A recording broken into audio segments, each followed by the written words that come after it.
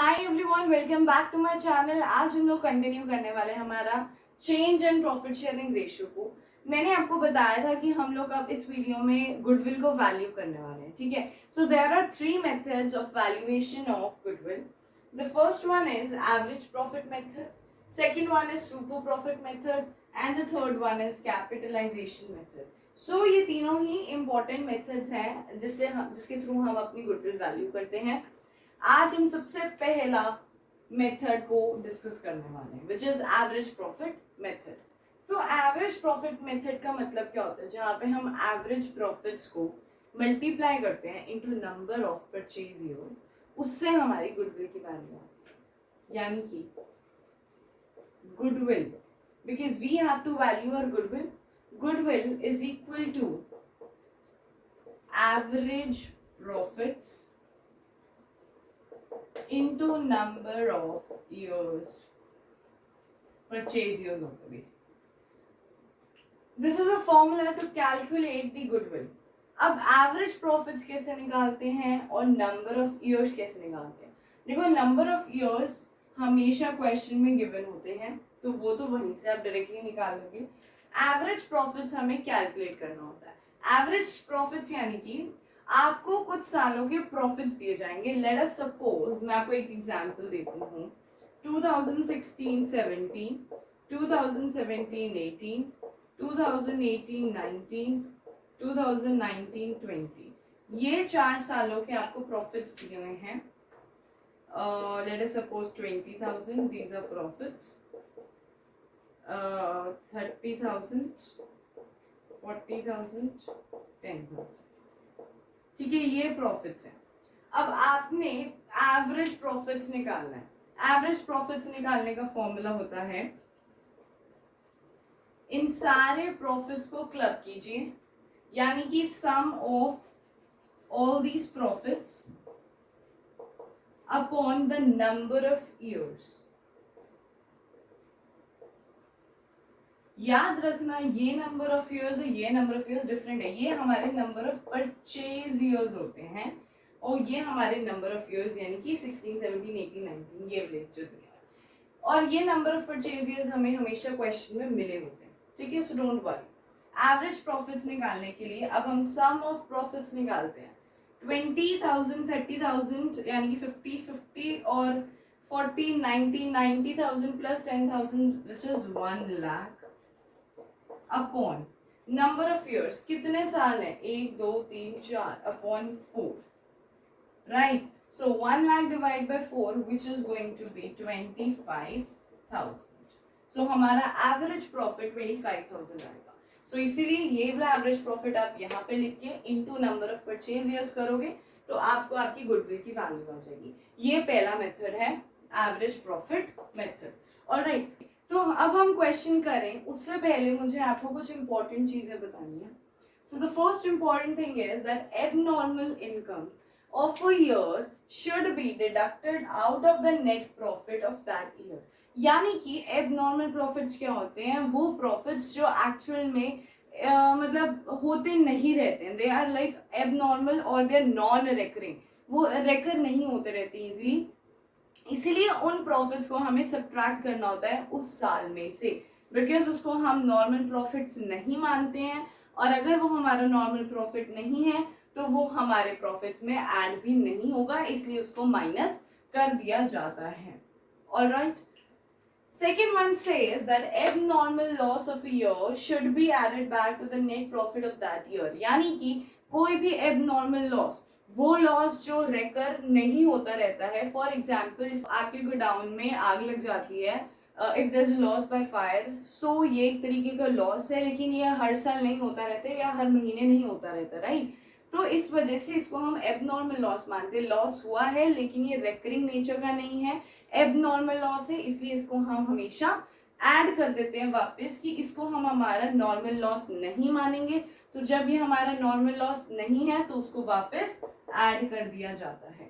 Now अभी आपको अगर थोड़ा थोड़ा भी ये समझ में आता है, सो कि क्वेश्चन करेंगे ना तो क्वेश्चन से हमें पूरे अच्छे से क्लियर हो जाएगा। ऑलराइट, सो आपके सामने क्वेश्चन है, अब इस क्वेश्चन को हम लोग सॉल्व करने वाले हैं।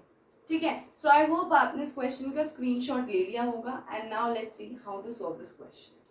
So the question says calculate the goodwill of the firm on the basis of 3 years purchase of the average profits. मैंने आपको बताया था कि number of purchase years आपको दिया जाएगा क्वेश्चन में, which is 3. ठीक है. एंड आपको प्रॉफिट्स दे दिए गए हैं 5 साल के 4 लाख, 5 लाख, -60,000, 1,50,000 एंड 2,50,000. राइट. आगे एडिशनल इंफॉर्मेशन भी दी हुई है. अब इस क्वेश्चन को अच्छे से पढ़ेंगे. एडिशनल इंफॉर्मेशन क्या कहता है.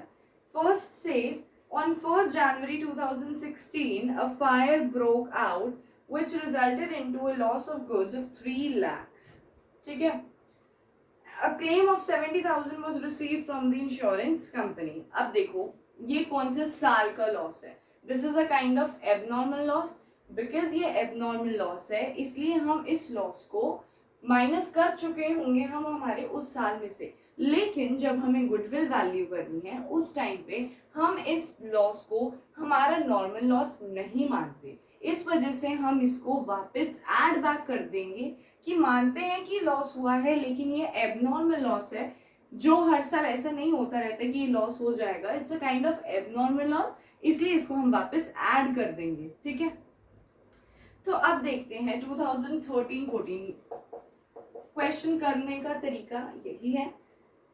13, 14, 14, 15, 15, 16, 16, 17 and 17, 18. Alright. So profits देखते हैं 4 lakhs लिख दिया. ठीक है. अब आप पहले एडिशनल इंफॉर्मेशन पे नजर दो. ऑन 1st January 2016 तो ये कौन से साल में पड़ा. 1st January 2016 यानी कि year 2015-16. Before that I would like to tell you, क्या पता होना चाहिए फाइनेंशियल ईयर बिजनेस का क्या होता है. That is April 1, 2000 to another year March 31, 2000 मतलब कि हमारा फाइनेंशियल ईयर अप्रैल से स्टार्ट होता है, जनवरी से नहीं होता है. ठीक है. तो यहाँ पे ये मतलब है कि ये हुआ होगा स्टार्ट April 1, 2015 एंड हुआ होगा March 31, 2016. तो हमारा 1st January 2016 इसी ईयर में आए हैं. इस साल में हमारा एबनॉर्मल लॉस हुआ तो यहाँ पे हम ऐड करेंगे. ठीक है. समझ में आ गया कौन सा साल. डायरेक्टली पहले तो यहाँ पे 5 लाख लिख दो. फिर यहाँ पे -60,000 दिया हुआ है. -60,000 यानी कि लॉस हुआ होगा उस साल में. और इसमें हमें कितना ऐड करना है. We have to add 3 lakh. No, आगे पढ़ो. A claim of 70,000 was received from the insurance company. तो लॉस तो हमारा उस साल हमारा कितना हुआ है. 3 लाख माइनस 70,000, 2,30,000 का लॉस हुआ था हमारा. लेकिन since it's an abnormal loss तो 2,30,000 यहाँ से क्या होगा, ऐड करा जाएगा.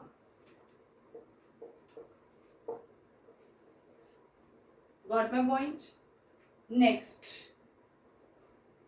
सेकेंड एडिशनल इंफॉर्मेशन देखते हैं. During the year 31st March 2017 यानी कि ये वाला साल. Okay. The firm received an unexpected tax refund of 80,000. So it's a kind of unexpected. ये प्रॉफिट हुआ है हमारा लेकिन ये अनएक्सपेक्टेड है जो यूजुअली नहीं होता है. सिंस ये यूजुअली नहीं होता, ये नॉर्मल गेन में नहीं माना जाता, इसलिए हमें इसे वापस क्या करना पड़ेगा. हमने उस टाइम पे इस साल में हमने ऐड कर रखा होगा, अब हमें इसे माइनस करना पड़ेगा ताकि वो अपने नॉर्मल प्रॉफिट्स में आ जाए. ठीक है. तो हमारा क्या था उस साल 1,50,000 प्रॉफिट्स दिखाए थे.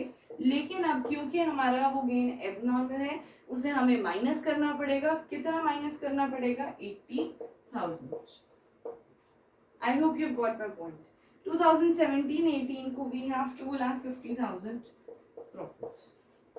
ठीक है. अब इन सारे प्रॉफिट्स को आप ऐड करो. Add all these profits. ठीक है. सो 4 लाख प्लस 5 लाख 9 लाख एंड 20,000 में से 60,000 गए 1,70,000. 1,50,000 माइनस 80,000 इज 70,000.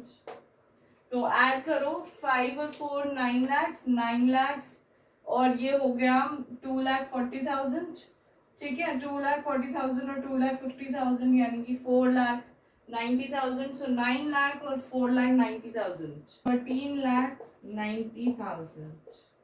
ठीक है, कितने इयर्स हैं? 1 2 3 4 5. सो गुडविल का फॉर्मूला क्या होता था?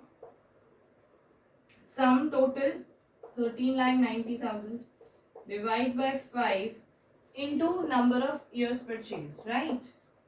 अब करो 13,90,000 डिवाइड बाय 5 इट इज 2,78,000. अब 2,78,000 इंटू 3 करो.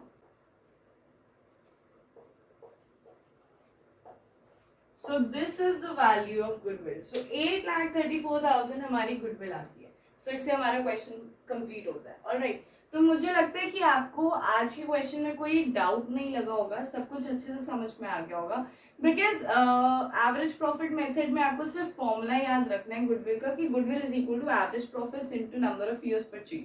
That's it. और एवरेज प्रॉफिट्स का फॉर्मूला मैंने आपको बता ही दी है कि सम करते हैं पूरे प्रॉफिट्स का एंड डिवाइड कर देते हैं नंबर ऑफ इयर्स से. और कोई एडिशनल इन्फॉर्मेशन में हमेशा हमारी एबनॉर्मल गेन एबनॉर्मल लॉस के बारे में दिया जाता है और उसका आपने ट्रीटमेंट देख ही लिया कि क्या होता है. और नंबर ऑफ इयर्स परचेज हमेशा क्वेश्चन में मेंशन होगा, सो उसकी चिंता करने की तो जरूरत नहीं है. ठीक है, फिर भी अगर आपको कोई भी डाउट होता है, कहीं भी डाउट होता है, you can ask me in the comment section. I will be there to answer you. And हमारा एवरेज मेथड जो है वो कंप्लीट हो गया है. नेक्स्ट लेक्चर में हम नेक्स्ट वैल्यूएशन मेथड करने वाले हैं जिसका नाम सुपर प्रॉफिट्स है, तो हम वो करेंगे. ठीक है, so till then you take care. And अगर आपको वीडियो अच्छी लगती है तो please like it, share it with your friends and do subscribe my channel and also click the bell icon.